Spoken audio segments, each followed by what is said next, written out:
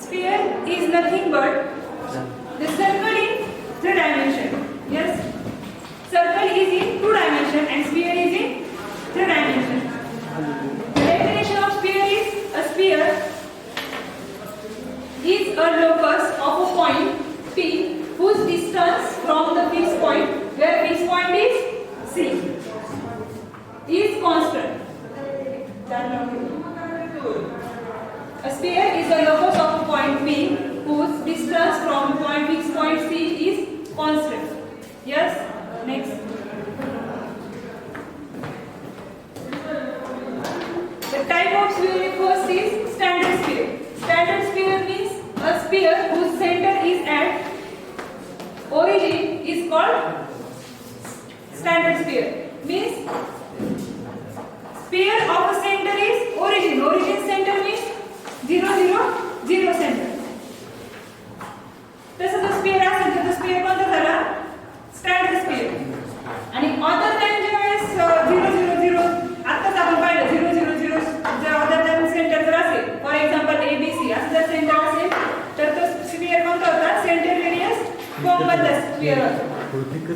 आता एका equation of standard sphere is x² + y² + z² = r, where r is radius and point P of x y z is any point on sphere. म्हणजे जो sphere आहे 2 dimension मधला त्याच्यावरचा कोणताही एक point घेतलेला आहे point on sphere. Next standard sphere मध्ये जर radius of the sphere is r असेल, म्हणजे r ची व्हॅल्यू जर r = 1 असेल, मागच्या लाईट बंद करना पुढचं क्लियर आहे, तर ते स्फिअर कोणता झाला unit sphere. Next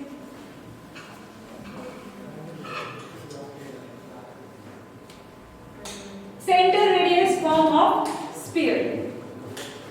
Center radius form म्हणजे इथे इक्वेशन काय आहे, center radius form of the equation of sphere x minus a bracket square plus y minus b bracket square plus z minus c bracket square is equal to r square. This is the equation of sphere in center radius form, where center is a b c and r is radius and point P of x y z. For example,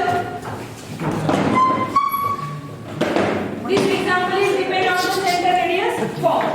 Find the equation of sphere having center at 1, -2, 3 and radius is 3. So we use the equation in above.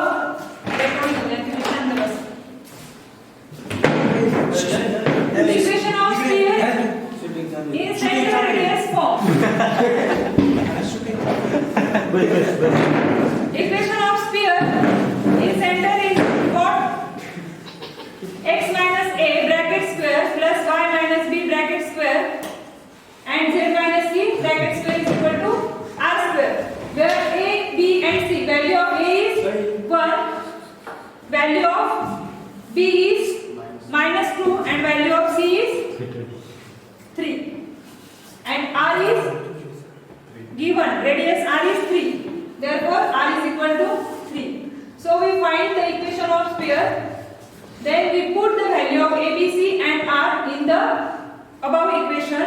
So we get x minus 1 bracket square plus y plus, where b is, value of b is -2 and in formula where there is minus b, so it becomes minus plus 2. Next plus z minus 3 bracket square is equal to 9. Understand? Yes.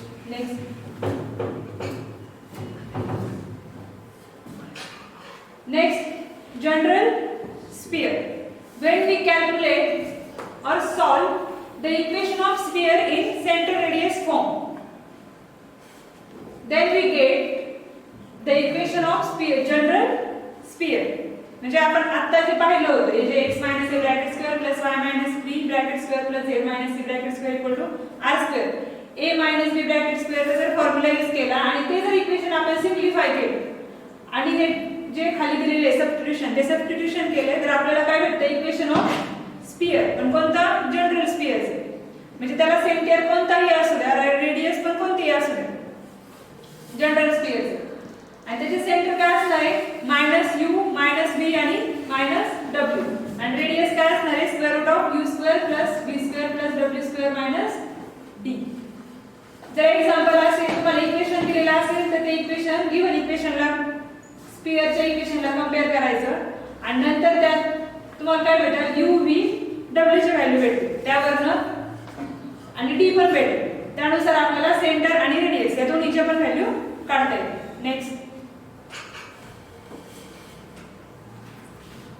Next topic is plane section of sphere. Where हे काय great circle. Plain section मध्ये काय आहे, the section of sphere म्हणजे स्फिअरचं equation आहे, आणि प्लेनचं equation काय दिलेलं आहे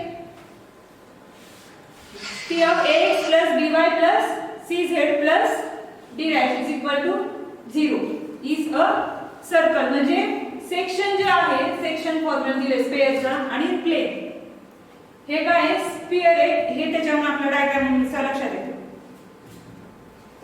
त्याच्यावरून आपल्याला काय करता येईल, आता या डायग्राम मध्ये r is radius, p is distance between c and m, n is any point on sphere, आणि c m n तिथे जो अँगल तयार होतो तो अँगल किती आहे 90 degree.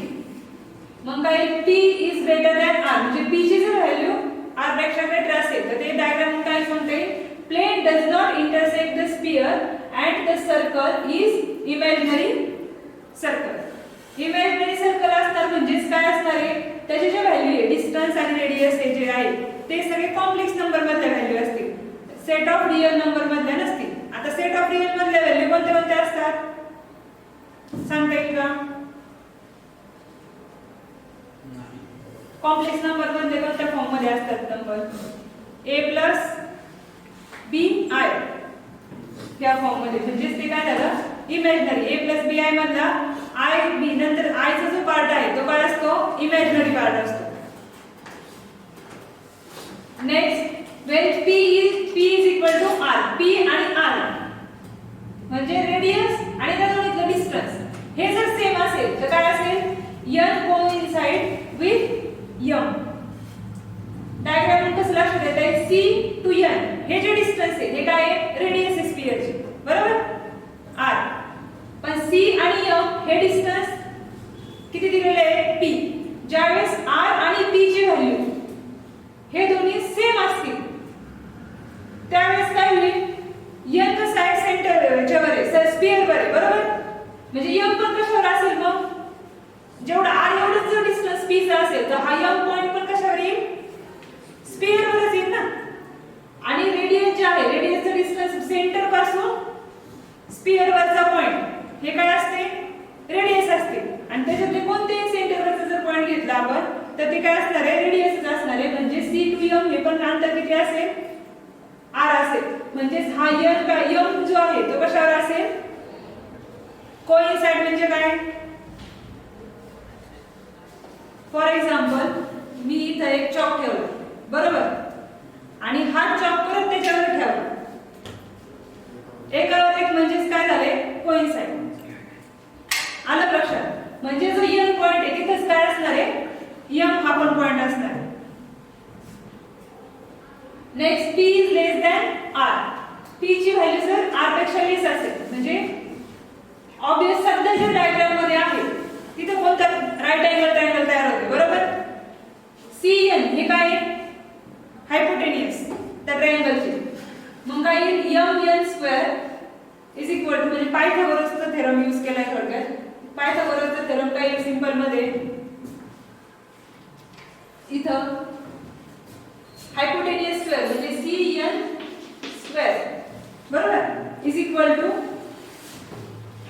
p², sorry p is greater less than r, म्हणजे मोठी जी संख्या ती पहिले घ्यावी लागणार r² cn² is equal to p² plus mn². म्हणजे mn ची व्हॅल्यू किती येईल आणि cn ची व्हॅल्यू किती दिलेली आहे r² is equal to p² plus mn².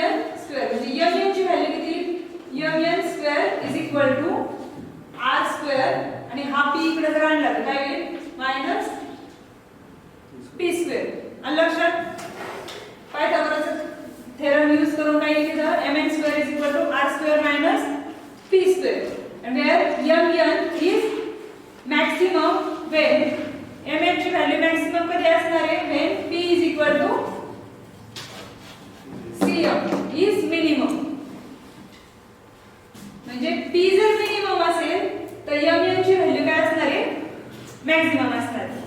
In which case the plane passes through the center C of the sphere, therefore p is equal to 0. म्हणजे वरती जो स्फियर दिसतोय तुम्हाला तो स्फियर काय असणार आहे ते स्फियर म्हणजे काय केलेलं आहे ते सर्कलच आहे थोडक्यात. स्फियर जर घेतला तुम्ही बॉल जर घेतला कट केला कुठून पण तरी तुम्हाला वरून काय दिसणार आहे सर्कलचा शेप दिसणार आहे. जर ते फॉर एक्झाम्पल तसं तिथं तेवढं कट केलं असं समजा म्हणजे ते सर्कल टाइपच दिसणार आहे. मग काय म्हटलंय in this case plane passes through the centre C, म्हणजे वरचा जो स्फियर आहे ते तिथंच जर खाली असता तर त्याचा पण सेंटर काय असेल ते प्लेन कशातून पास होत असणार आहे सी मधून ऑफ द स्फियर. आणि त्यावेळेस m आणि c एका वेळेस कधी येतील कोइन्साइड कधी असतील ज्यावेळेस p ची व्हॅल्यू काय असणार आहे 0. त्यातला डिस्टन्सच जर 0 असेल तर ते काय येईल प्लेन पासेस थ्रू c आणि mn ची व्हॅल्यू किती असणार आहे r. कारण c टू n हे डिस्टन्स जर r आहे तर m आणि c जर आपण एकच आहे म्हणजे कोइन्साइड जर असतील त्या कंडिशन मध्ये तर m आणि n ची व्हॅल्यू पण किती असणार आहे r. नेक्स्ट काय आणि ग्रेट सर्कल काय circle obtain is called the great circle. म्हणजे ज्या वेळेस m आणि n हे कोइन्साइड किंवा तिथे असतील त्यावेळेस काय होईल तर सर्कल जो असणार आहे तो कोणता सर्कल असणार आहे great circle. Next tangent and tangent line and tangent plane. Tangent म्हणजे काय असते सर्कल असेल सर्कलचे टँजंट म्हणजे काय असते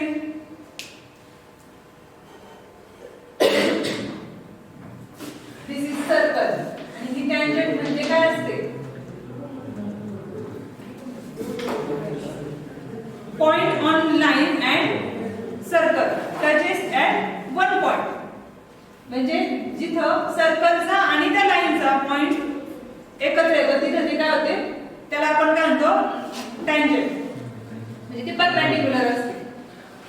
आता इथे स्फियर आहे आणि ते वरचं जे आहे ते प्लेन आहे ते जर त्याला परपेंडिक्युलर घेतलं ते काय झालं tangent plane. Next the condition of tangency. Now what do you do? The condition of tangency, the standard sphere. आता दोन याच्यासाठी दिलेले आहेत कारण आपण इक्वेशन कोणते दोन पाहिले जनरल स्फिअरचं एक इक्वेशन पाहिलंय आणि स्टँडर्ड स्फिअरचं पण इक्वेशन पाहिले. मग जनरल स्टँडर्ड स्फिअरचं जे इक्वेशन आहे त्याच्यानुसार टँजन्सीची कंडिशन काय असते the condition of the plane lx + my + is equal to p is a tangent plane to the standard sphere x² + y² + z² is equal to a². हे equation काय झालं standard स्फिअरचं आणि त्याच्यासाठी कंडिशन काय आहे p is equal to ± a √l² + m² + n². म्हणजे जर standard sphere दिलेला असेल आणि प्लेन कोणतं दिलेलं आहे lx + my + nz या दोन्ही जर कंडिशन दिलेल्या असेल तर त्या टँजन्सीची कंडिशन काय आहे त्यासाठी p = ± a √√. नेक्स्ट कोणतं इक्वेशन पाहिलं होतं आपण स्टँडर्ड नंतर जनरल बरोबर जनरल स्फिअर साठी. म्हणजे जनरल स्फिअर साठी जे इक्वेशन दिलेलं असेल त्यानुसार कंडिशन काय आहे टँजन्सीची lu. आता इथे स्टँडर्ड स्फिअर म्हटलं त्यांनी पण हे जनरल स्फिअरचं इक्वेशन घ्यायचं आहे. जनरल स्फिअरचं कोणतं आहे आपण आता पाहिलं x² + y² + z² + 2ux + 2py + 2wz ते इक्वेशन.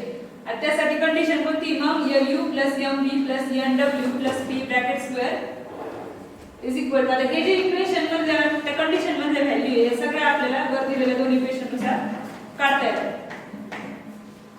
आता इथं फक्त u v w आणि d नाहीये तर इथं इक्वेशनच घेताना कोणतं घ्यायचं जनरल स्फिअरचं. नेक्स्ट आता संपले असं थँक्यू समजलं.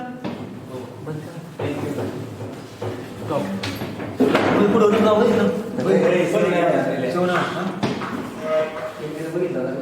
एक मिनिट आता ते येणार आहोत तसंच. तसं जाऊ दे यांना बोला मला काढून.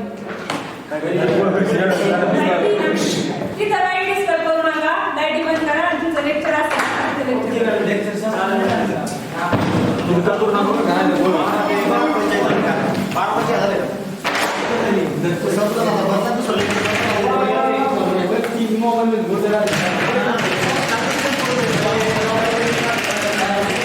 क्लिअरिटी चांगली आहे राव चांगली क्लिअर बंदूक केला पाहिजे धाक्यावर त्याला पोकणे हल्लो काय हाल करते स्टॉपला कुठे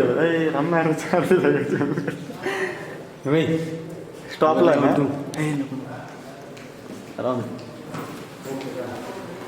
लाईट बंद करा ना